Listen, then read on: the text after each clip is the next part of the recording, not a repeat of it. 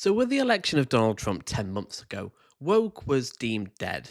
But apparently, according to Ben Shapiro, and this is my first Ben Shapiro video, woke is back. Let's get straight into the video.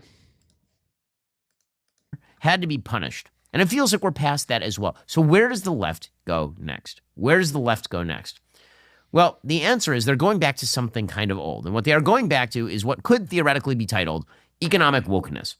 Economic wokeness mirrors exactly the same argument as racial wokeness or trans wokeness, except it applies to economic categories. And when I say this is sort of an old argument, it is, because it's basically the argument that was made by Karl Marx. And it seems as though Democrats are more and more moving in that direction. I bring this up because Politico has a fascinating piece today by Elena Schneider titled Democratic Research Finds Voters Prefer Populism Over Abundance. What do they mean by that? Well, there are basically two wings of the Democratic Party right now that are sort of battling it out for ideological supremacy. One could be titled the Abundance Wing. The Abundance Wing is led by people like Ezra Klein and Derek Thompson, who wrote the book Abundance. The basic idea is that Democrats should be better technocrats. They should stop attempting to destroy capitalism, and instead, they should go for better regulations. That if you want... The idea that Democrats are ever attempted to destroy capitalism is insane. They are a capitalist party. They kind of maybe always will be. Like, America is deeply capitalistic, deeply individualistic. It's just so silly. More housing, what you might want to do is actually deregulate the housing market in certain areas. Now, of course, Ezra Klein and Derek Thompson are very strong Democrats, and they want more government involvement in a wide variety of areas. But their basic idea is that in order for them to achieve their goals, presumably of reducing income inequality or achieving greater fairness in society, that you actually do have to follow some sort of effective policies that make people richer, that make the society richer. Now, it's kind of an uphill battle in the Democratic Party, obviously, because a lot of the policies that the government involves itself in are actually quite bad policies. But such as? That is one side of the Democratic Party. As Politico describes it, the abundance agenda is, again, basically this idea that overly bureaucratic regulations can actually make things worse. Democrats could move in that direction. They could move toward, actually running cities well, kind of a Michael Bloomberg approach to governing New York City. Michael Bloomberg was a quasi-Democrat, kind of an independent Democrat. Or theoretically, they could move in a more radical direction, particularly on economics. It seems, according to a brand new memo obtained first by Politico, that Democrats are being cautioned about relying on abundance ideas. Instead, they need to push for an economic populism that basically is rooted in grievance. According... I was wondering what the lions and scavengers refers to. I assume scavengers is the poor people who expect fair wages instead of working 3 jobs to make rent in America, which is very common. 60% live paycheck to paycheck, and then it's the lions like Ben, the capitalist who create all the wealth. Oh, but the idea of grievance politics is so pathetic. Like, the idea that you shouldn't be paid a fair wage for your hard work, 40 hours, 70 hours a week, whatever you work, is so pathetic. To Politico, the memo reads, quote, while there are elements of the abundance agenda that have appeal, and the choice on which messages to deliver is not zero-sum, a populist economic approach better solved for Democrats' challenges with working-class voters. If candidates are asking which focus deserves topmost billing in Democrats' campaign messaging, the answer is clear. Though some voters believe excessive bureaucracy can be a problem, it ranks far behind other concerns, and tackling it does not strike voters as a direct response to the problem of affordability. Now, you may be saying to yourself, well, hold up. Isn't actual good policy a response to problems of affordability? This isn't about solving the problem. This is about gaining political power, thus to wreck the system. This memo, penned by Kamala Harris campaign veterans Jeff Jaron, a Democratic pollster, and strategist Brian Fallon, and the liberal economic group Groundwork Action, instead says that what people really want to hear from their favorite politicians is that rich people suck and they should be destroyed. That's the basic proposition. True, and it's a simple message, because you do need an outsider. You do need a group but the group that is actually causing the damage in society, not immigrants, not trans people. Who is causing damage? Well, it's the wealthy who own media outlets in the UK. I think there's 6 main media outlets who run newspapers, Talk TV, you've got The Sun, that control the narrative. These people need to be made irrelevant, and we need a true democratic society because capitalism is incompatible with democracy. You can't have both because you have a level of people at the top who own all the wealth, all the influence, the newspapers, the media, Facebook, Google, and then they just control. Like, it's so obvious what is happening. People know that corporations have much power. Even reform voters know this, and they want change. But the idea that, like, oh, what's grieving politics when people want a fair wage? Progressives, led by Representative Greg Kasar of Texas, have pushed economic populism, arguing the party must rebuild its relationship with working class voters by vilifying billionaires and corporate power. That's more in line with what the memo argued will reach voters, as, quote, majorities of Democrats and independents and 2 in 5. But this is why Ben's scared. People actually like this. Like, even people like reform voters, Trump voters, they hate the corporations. They hate the wealthy. It's really popular to go after these people. And actually, this is what we should have been doing. I'm all for trans rights, all for BLM, these progressive. I don't think it's an either or. I don't think we have to be like, oh, abandon so-called identity politics. No, we can talk about trans rights, BLM, gay rights, and also attacking the rich, like going after the rich, tax wealth, and make them pay their fair share. Actually, it needs to be more radical than that, but we need to start with a wealth tax.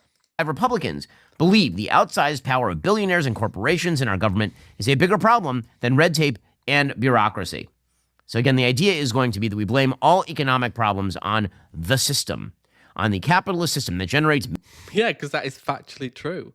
Inequality in America is widened, and it's a big problem. That's why you have so much discontent. That's why you have the rise of the far right. That's why you have you could argue, people becoming more radical than the left. Capitalism is the problem. A few people with all the wealth, and everybody else has the bare minimum. Millionaires and billionaires, as Bernie Sanders would say, or on corporations that commit the grave sin of being incredibly productive and thus No, they don't. The people are productive. They exploit the labor. People have got more efficient, more productive over the last 40 years, but have their wages gone up? No, they've gone down. So you see people doubling their wealth since COVID at the top, and then the average person can't afford, in America, healthcare, housing, education, and even a $500 emergency. But there's somehow, again, it's grievance politics. No, Ben, no. This is a real problem with capitalism, which he can never understand. garnering a bigger market share. Now, the reason I'm calling this economic wokeness is because in order to see the parallel, all you have to do is basically replace one word. So again, the idea for racial wokeness is that disparities are in and of themselves signs of discrimination. Racial discrimination is in fact the norm. It is not aberrational. It's not bad apples. It's part of the entire system. And the system is designed purposefully by white people to discriminate against people of color. That's a straw man. No, the system in America with redlining, disproportionate policing of black areas, poorer areas, is a product of slavery, of Jim Crow, of these racial injustices that have not been really directly kind of addressed in America. It's not a conscious thing of white people. Some white people, yes, but it's the system that has been left to fester and not directly. But again, he doesn't think racism is real. He thinks, oh, black people, they just need to stop rapping and just get a job. Like, Ben Shapiro is not a serious person. That is the basis of wokeness. It really goes back to critical race theory. And the rubric that I'm using here is from the experts on this thing, people like Gene Stefanchik and Richard Delgado. To get to economic wokeness, all you have to do is replace. Just wokeness is just stuff you don't like. It's such. I'm glad though, because they have just made the term meaningless. It has no meaning now. Like, it's an empty signifier. It's just stuff. Economic wokeness is just, no one takes this. Like Donald Trump said the other day, they lost the Vietnam War because of wokey. It's it's good that this word is becoming meaningless. The word racial with economic. And now you say economic disparities are in and of themselves signs of economic discrimination. Economic discrimination is ordinary, not aberrational. It's not just that there's one price gouger out there. It's the whole system is designed to price gouge. And who's it designed by? It's designed by rich people, not white people. Rich That is true, though. people to discriminate against the poor. Now, Of course it is. Capitalism, markets aren't inherently evil. I'm a market socialist. It's the ownership. So the private ownership of the means of production is the problem. You need to make it democratic. I'm sure this guy, well, does he believe in democracy? Probably not. Why not extend that to the workplace? Well, he owns the Daily Wire. Of course he doesn't want that. But if he cared about people and democracy, and obviously he doesn't care about equality, scrap that. the beauty of economic wokeness is that, unlike racial wokeness, which can be debunked every time you look at group studies, right? The easiest way to debunk the sort of racial wokeness idea that the systems are in and of themselves corrupt because they benefit white people at the expense of black people, or white people at the expense of people of color, is you can always point to a group that outperforms white people. Nigerian Americans are very, very highly educated and also black. Chinese Americans. That does not undermine the broader trends that, yes, immigrants who come over and they can afford to come over to America does not negate the injustices of the historical African American communities that were affected by slavery, Jim Crow. Like, we're talking about 70 years ago, 50, 70 years ago. This is not a long time. The idea that somehow that is meaningless. Like, and people will actually believe that. People go, "Oh yeah, Nigerians who came from Africa because they're wealthy." And most immigrants who come into America, like Chinese, Korean, on average are wealthier. That's why they come here, because they can afford it. Like, this is not an argument, Ben. Have extraordinarily high median household income. They didn't design the Constitution. When it comes, however, to economic wokeness, there will always be some people who are poorer than other people. Now, people move in and out of these categories. This is why it is a mistake to talk about, quote unquote, the poor and the rich. There are many people who are poor now who will one day become rich. There are many people who are rich. Statistically not in America. That used to be the case 50 years ago. There was social mobility in America and the UK. You could get on. You could come out of school, wouldn't necessarily have to go to university. You could rise up the ranks in a company and get to the top. Now, not so much. And that's the problem. Capitalism has failed on its own terms. People are literally born into a postcode, area code, and that is their fate now. And that's why the system is broken. It is broken fundamentally. People can't get on. And when they can't get on, they become very unhappy. Who will one day become middle class or poor? There's tremendous economic mobility in the United States. By the available study. No, there's not. There is more than the UK, but no, Ben. If you are born into the bottom quintile of income earners in the United States, there's a better than 60% shot that you will not end up there, that you will end up in a higher bracket in terms of income by the time you are an adult. With that said, this sort of economic populism is rooted in grievance. And it's a real problem because it does have a popular appeal. It is one thing to claim that America is racist. Or obviously it is. It was founded on racism. The slaughter of indigenous people. Like the idea of like, oh, all men are born equal. Was not true. This did not apply to black people. Slaves. Come on. that America is transphobic or heteronormative. Most people look at that and they go, I really don't know that many racists. I really don't know that many people.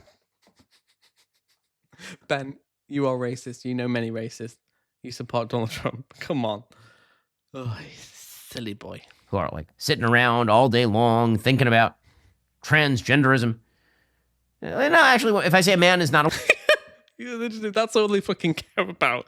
That's all conservatives fucking care about is just trans, because they can't tackle the real issues of inequality, capitalism, erosion of democracy. It's like that's all they're obsessed with is black people and trans people, immigrants. That's all they're just masturbating about it all day. Woman, that's just because that's basic logic. And if I say that people, ought to make better decisions in their lives. That literally has nothing to do with race. When it comes to the economy, Yeah, like Ben did. He was born into a wealthy family. Just be born into a wealthy family. That's the problem poor people have today. We're going to end there because he's just a silly sausage. I'm glad I did that because it's just the same old talking points like, oh, if you're poor, it's all grievance politics. Not the fact that you actually deserve to get rewarded for your hard work, get, decent healthcare, a decent home, an education. He doesn't care about you. They just hate you. And they're just obsessed with black people and trans people. Just leave them alone. Like, why be so obsessed with trans people? They're not harming you. Just leave them alone. Leave the trans people alone, Ben. Leave black people alone. Please. Please. Thank you for listening to my message.